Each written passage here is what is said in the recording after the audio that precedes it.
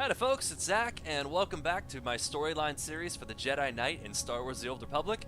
When we last left our hero, we were wrapping things up in the Nikto sector, and now we're heading to the Red Light sector. If you've been following me thus far and have quick travel, I highly recommend heading back and quick traveling to the Nikto sector starting point, and that way from there we can just hop on a speeder point and head right to the Red Light sector if you don't know where it is. Now here's a cool little trick too. If you're looking to save a few credits, and I mean it's minute, but it is there.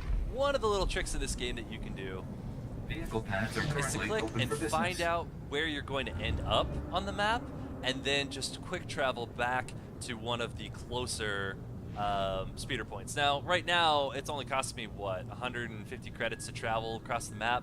That's not really a big deal. On the later planets, though, that could be a couple thousand credits. And, you know, 1,000 credits saved is 1,000 credits earned. So just kind of keep that trick in mind. In fact, I'll show you how to do it right now. So I'm actually not going to do that. I'm actually going to warp to the promenade, and then I'll hop on the promenade speeder to the final destination. And also, too, if you're doing this, instant travel works faster than taxi. So it not only saves you credits, it can also save you time. So if you did invest into the Legacy of Fleet Travel, or excuse me, the Legacy of Travel, then this is one of those cost-effective benefits. There you go. I do like these taxi rides a little bit, though.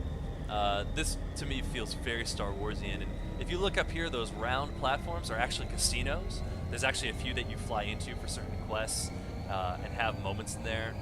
It's kind of cool. And if you enjoyed any of the prequel trilogy, which I know this is kind of sacrilege to talk about, but I did actually enjoy in Attack of the Clones the chase sequence. Not for the acting and certainly not for the dialogue, but I did like the idea of hopping car to car and having kind of a chase that happened there between a bounty hunter and our Jedi. And Nar Shaddaa would definitely be one of those planets that if we could ever bring that same set piece into this game, this would be the place. There is one set piece chase scene like that in the game already, but it is ridiculous to kind of get through. It's part of what's called the Seeker Droid quest. They start at about level 55 on Makeb and the fleet, and eventually you come to Nar Shaddaa and you have like a car hopping sequence. It's amazing, but the grinding to get there is just insanity. All right, let's use our holocom here and see this cutscene. I'm in the Red Light sector. You have a plan for finding that main lab? If the power guard facility has a dedicated reactor, it's immune to energy fluctuations affecting the power grid. My team is monitoring energy readings in that sector. All you have to do is cause some fluctuations. Applying a lightsaber to the right power define conduits ought to do the fluctuations trick. to a non-engineer. If I disrupt power to an entire See, city this is that sector, Mercy idea. innocent You can people see might that be Kira injured. likes that. Trust me, no one there is innocent. Regardless, the fluctuations will be short-lived and harmless. Sending coordinates to key power conduits. Hit them all. We'll get a fix on that power guard main lab. And be careful. The Red Light sector may look civilized, but it's nothing of the sort. Riken out. By the way, guys, this is an extraordinarily G-rated red light district. As you go through here, you will see signs for like holo dancers and such, but you won't actually see anything that may even look like a prostitute, because this game is meant for kids too, and so they're trying to make sure that everything fits in the canon. All right, so here's what we're gonna be stabbing at these conduits. All right, I'm just gonna follow the map and get to our next two. Also, in this sector, I believe there is a holoc or a datacron to get. I don't exactly remember the exact location, but if you were watching my previous videos and you heard me mention about datacrons, datacrons are awesome, guys. It's stats all the way across the board for all your different characters across both factions on that server. And if you ever move a character to a different server, then those datacrons that you have found move to that server as well. So no reason to not do them. They do involve sometimes some pretty intense jumping puzzles, but it is pretty much worth it. It's also kind of cool just to see things that you may not have even known were in the game. It brings the game to light in new eyes. All right, I'm gonna click on this guy here. He's toast. Let's move on to number 3. Trying to get past all these guys without much of a fight. I did level up to level 19 after my last quest. I'm a little closer to, the level range for this planet. if you guys are unfamiliar with MMOs, or at least Star Wars, one of the interesting things about your level is it affects how easy it is to hit certain types of opponents. So opponents that are at your level, you have, one set of stats, a certain amount of accuracy to hit them with your special attacks and such. And there's ways to increase that. For guys who are over and above your level, though, it gets increasingly more and more difficult to hit them and connect with your moves. So one of those things about being the right level for a planet, if you go and you're trying to fight some guy who's 4 levels above you, you may not be able to beat them under almost any circumstances, just because they'll be impossible to hit. And when they hit you, they'll connect every single time. Your ability to dodge, block, parry, any of their abilities, is almost completely nullified by that same level gap advantage or disadvantage. So kind of keep that in mind. You always kind of want to keep things pretty tight to where you're at. A steady energy supply when you disrupted those power conduits. That has to be the main lab. Sending coordinates now. Aside from Agent Galen and the test subjects, we have no idea what you'll face in there. How will you play this? I'm going to go with the middle one. I'll give the enemy an opportunity to surrender. If they don't take it, that's their problem. With luck, if I'd taken the first one, I'm pretty sure I would have gotten some affection with Kira, but that was just a little bit funnier. Here goes nothing. Contact me when it's done. Riken out. By the way, guys, I'm not playing my Jedi Knight in let's get the most influence from my companions in the conversation style. So if you're playing this by yourself, feel free to exit out of conversations, check and see what all the different options get you to get the most affection and influence on your characters. For me, however, I'm just going to go ahead and pick whatever option looks the best and steamroll right through. And if whether it was good, bad, or ugly, I'm not going to escape and redo it. We're just going to go with the first impulse version of these cutscenes. So I hope I make the right choices. But I'm kind of aiming for a Jedi Knight who is not quite as stiff, because eventually down the road I do plan on romancing Kira Carson, so he already has to have at least a little bit of moral flexibility to make that choice make sense. Just a little bit. I'm not saying he's going to go dark side for any options or anything like that, but he does have to at least be a little bit rougher around the edges.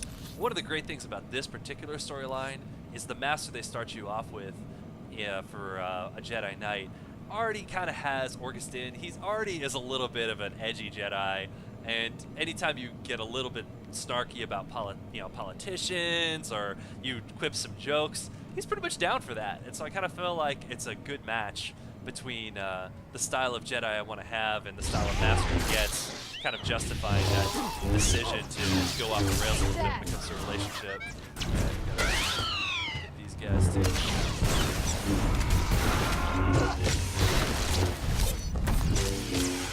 Alright, not too bad. Taking a little less damage this time around. Like I said, never be afraid to put your companion in heal stance if you feel like you need it.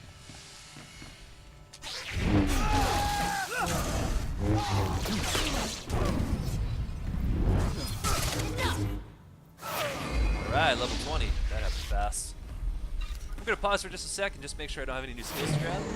Alright, I did have one new skill. It was a challenging call, so that one comes at you at 20. That is an area-wide taunt for, if you're ever tanking.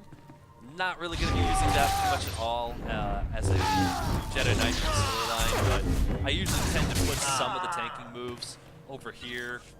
Not exactly close to reach, but not exactly far either. Just in case I ever decide to tank on this character, then I'll have those moves kind of ready and available to go hunting for them in my power as well.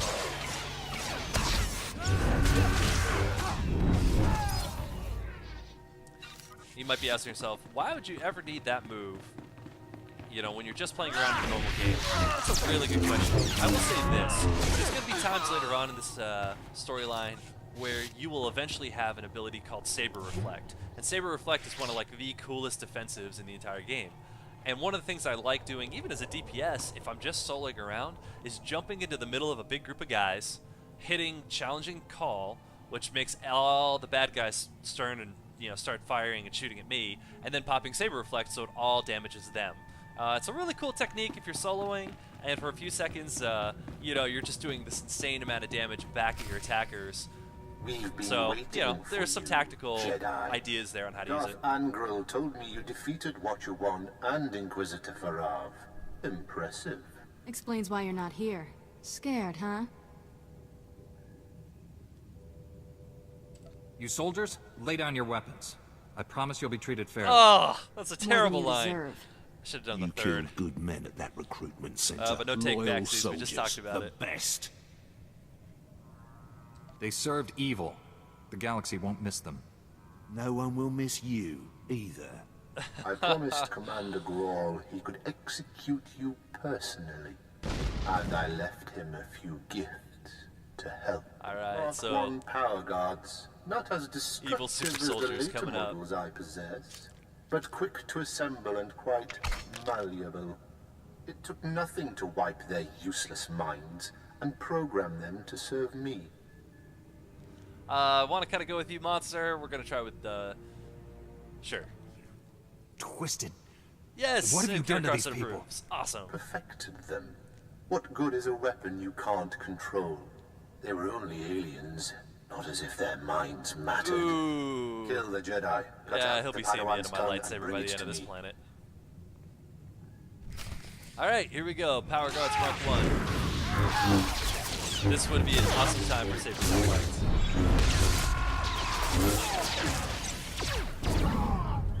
Lightsaber jerk. Alright, no fuss, no muss. We're going to pick up the quest item here and take a call on our personal holocom. So for that fight, we had 1 strong type, 3 weak types. Normally I'd take out the weak ones first, but I just kind of jumped right in on the Commander Grawl here with Kira. That seemed to work. We're too late, Riken. Darth Angral's apprentice raided the lab. There's nothing left here. I found an encrypted datapad on an Imperial officer. Looks important. It may have information on where the enemies moved to. Bring the Probably the datapad next back to sector on Nar headquarters. Shaddaa. My slicers will crack the decryption. They never just moved down the We'll have to street. move fast to stop the enemy. Hurry. Alrighty guys, that was Red Light, Black Heart, and we are at the end of this particular quest, and which means we're at the end of this video. So if you do enjoy watching the Jedi Knight fight his way through Nar Shaddaa and other planets as well, click like on my page and subscribe to my channel and you'll see more of it all the time. If you guys have questions about the Jedi Knight, gearing up, move sets, anything like that, feel free to put them in, send them to me. I'll go ahead and try to answer them when I can. And yeah, that's about it. Oh, and the new player referral link, of course. Guys, I put a new player referral link in the body of every one of my Star Wars videos to help encourage you guys to come on in and try out Star Wars The Old Republic. I've been playing this game since the beta. I absolutely love it, and I'd love to see you guys join me in here. That way you can stop watching the adventure and start trying it for yourself. Alright guys, take care, and we'll see you next time.